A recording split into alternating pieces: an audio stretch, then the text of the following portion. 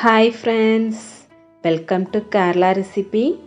நாம் இன்றைக்கி ரொம்ப ஈஸியான டேஸ்டான எல்லாருக்கும் பிடிச்ச மீன் குழம்பு பார்க்க போகிறோம். இதை கேரளாவில் மீன் முளைகிட்டதும்பாங்க. தேங்காய் எதுவுமே நம்ம அரைக்கிறது இல்லை, டக்குன்னு பண்ணக்கூடிய ஒரு ரெசிபி. வாங்க வீடியோக்கு போகலாம். அதற்கு ஒரு பாத்திரத்தில் 3 டேபிள் ஸ்பூன் தேங்காய் எண்ணெய் சேர்த்துக்கிடலாம். எண்ணெய் நல்லா சூடானதும் 1/4 டீஸ்பூன் வெந்தயம் சேர்த்துக்கிடலாம். வெந்தயம் நல்லா பொன்னிறமாக வதங்கட்டும். இனி 10 சின்ன வெங்காயத்தை 2ஆக வெட்டி சேர்த்துக்கிடலாம். வெங்காயம் நல்லா டிரான்ஸ்பரண்ட் ஆகிற வரைக்கும் வதக்கிக்கிடலாம். வெங்காயம் ஓரளவு வதங்கினதும் ஒரு 4 பல் பூண்டு, ஒரு சின்ன பீஸ் இஞ்சி ரெண்டையும் நல்லா இடித்து இஞ்சியோட பச்சை ஸ்மெல் போகிற வரைக்கும் நம்ம வதக்கிக்கிடலாம். அதுக்கப்புறம் ஒரு 2 பச்சை மிளகாய், ஒரு கொத்து கருவேப்பிலை சேர்த்து நல்லா வதக்கிக்கிடலாம். வெங்காயம் நல்லா வதங்கட்டும்.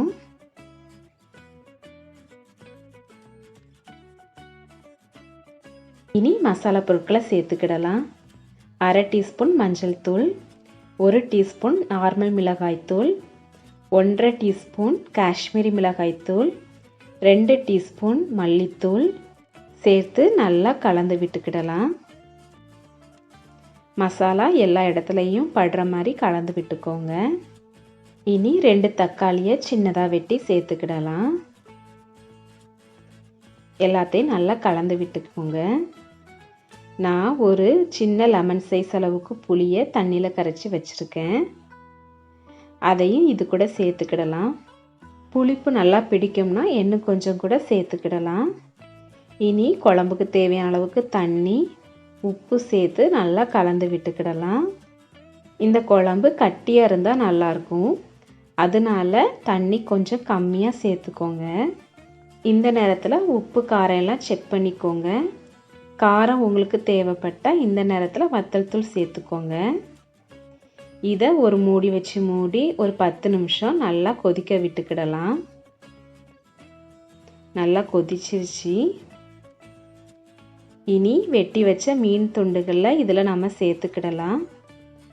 நான் 1/2 கிலோ சால மீன் எடுத்து வச்சுருக்கேன். நீங்கள் எந்த வகையான மீனாலையும் எடுத்துக்கோங்க.